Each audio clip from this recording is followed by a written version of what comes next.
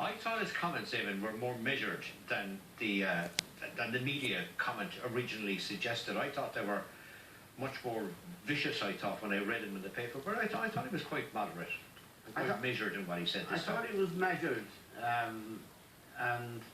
but he did say some very hard things about what he called that man, Ferguson. Yeah. And there's clearly a great deal of bitterness. He said there's no relationship there. Did you get that sense when you were talking to him, when you did the book with him? No. When I worked with him, Ferguson was the man, and he owed a lot. He owed everything to Ferguson, and he had an entirely different narrative. But that was only to be expected. He was there. He was captain of the team. I didn't expect him to shock Ferguson. That was before he left Manchester United. Oh, it was, of course it was. I didn't. When he left Manchester United, his opinion about Ferguson changed completely. And I thought actually last night he went out of his way, or during the documentary, he was out of his way to say as many bad things as he could about Ferguson. I thought it was. Did you think so? Yeah, I thought it was wrong. After the success, after the success they've had together, I thought it was wrong.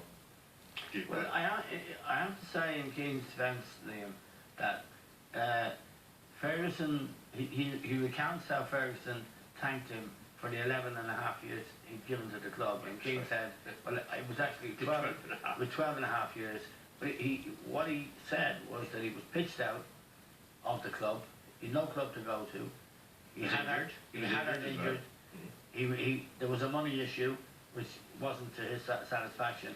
So I think there is residual bitterness there.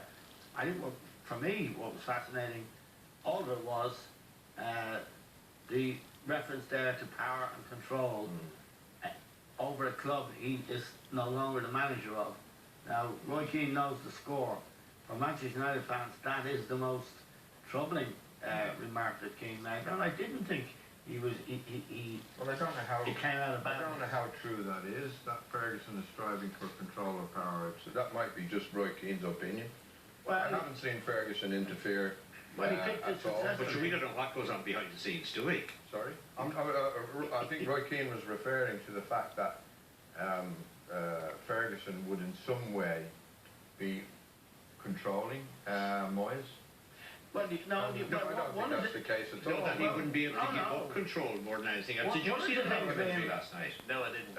It's just, I agree with Liam, it's sad really, that these two had so much success, and Keane was a vital part of that successful team, but in Keane's defence, in Roy's defence, you've got to say Ferguson put a lot of things in that book, which is it's just a poor effort, because he wouldn't be a Sir now if it wasn't for Roy Keane. He was a vital part, probably the main part for that most successful time they've had, and then to come out and insult your captain, who's been at the football club for 12 and a half years. I don't know what went through his head. You know, it's just beyond belief. I don't see any reason why he could do that, and these players all made him.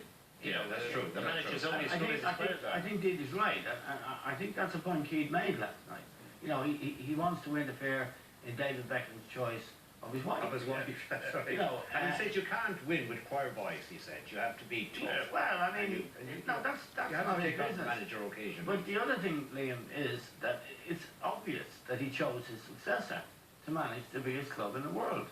He was given that power by the Glazers, and wouldn't you? Well, answer me. You're asking me a question. You answer me a question. Who's more qualified to pick the successor, the Glazers or Ferguson? There's no answer to that. Of course, it's Ferguson. Well, I can say no.